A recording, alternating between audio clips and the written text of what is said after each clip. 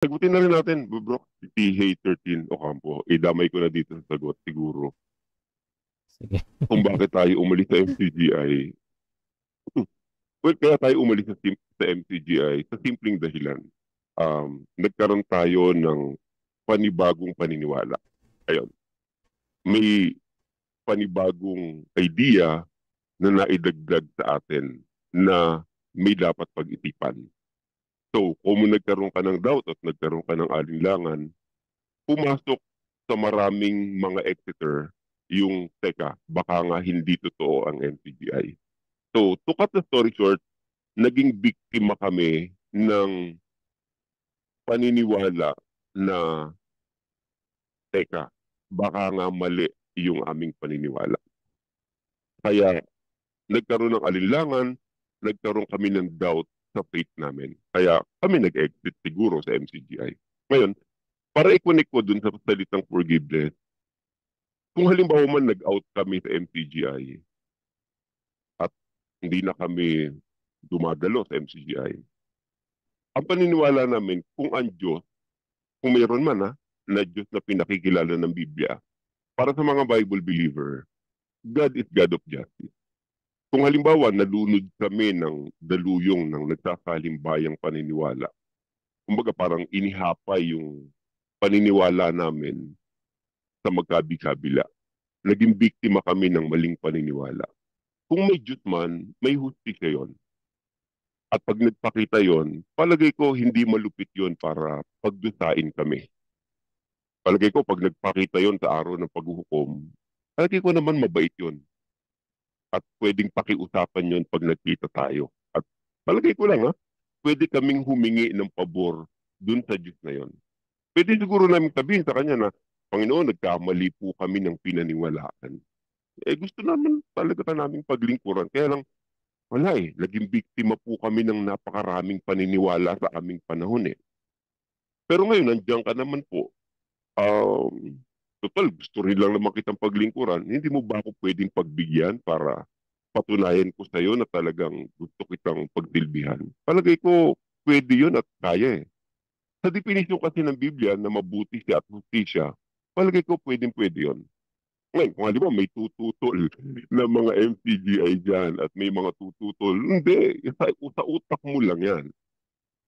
Kung halimbawa mali ako at hindi kami maliligtas dahil out kami sa MCGI dahil napakyaw nyo langit, ito naman ang sagot ko dyan.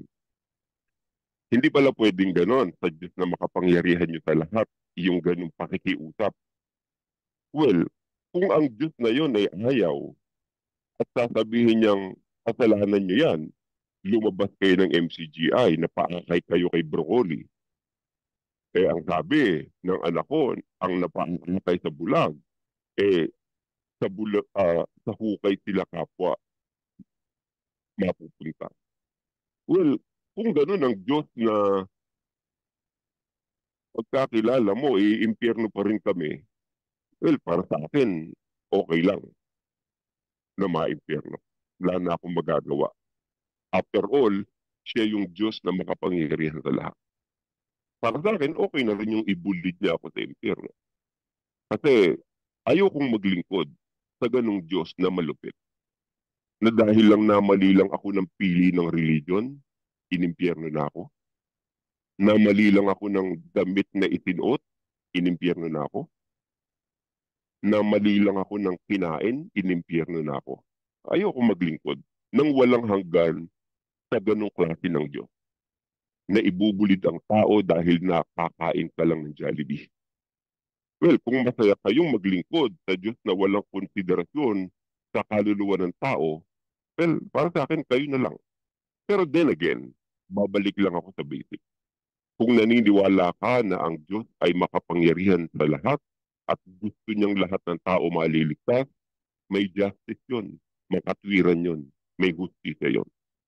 Kaya, nung kung naging ateista ka at naging agnostic ka, pero ang nangyari, ayaw mo pa rin maniwala dun sa Diyos at dumating. Halimbawa lang naman ito ha. Halimbawa, ito yung masama eh. May dumating talagang Kristo. Sabi mo, agnostic ka, ayaw mong maniwala sa Diyos. Kumbaga, ah, pansamantala ayaw mo munang maniwala. Pero dumating yung time na nagpakita siya sa'yo at totoo pala, eh ayaw mo pa rin maniwala. Palagay ko yun ang masama. Makatwiran lang na iimpyerno ka talaga pag ganun. Kasi dumating ka. Nakita mong may totoo palang Kristo, may totoo palang anghel. At meron talaga palang Espiritu Santo. Meron pala talagang 1,000 years. At meron pala talagang Satanas. At meron pala talagang langit at impyerno. Hindi ka pa rin naniniwala. Hindi ka agnostic. Demonic ka na nun, palagay ko. Pero kakambyo ako ulit. Yun kung may totoong dumating. Pero kung wala namang dumarating at nananatiling wala namang totoo, pwedeng isang tabi muna yung ganung uri ng paniniwala. Kaya forgiveness, palagay ko yung Diyos na pinakilala ng Biblia sa pagbabasa namin, makapangyarihan yun sa lahat at mabait yun. Kung umalis man kami sa MCGI, nagkamali man kami, palagay ko pagdating ng araw pwedeng pakiusapan yun.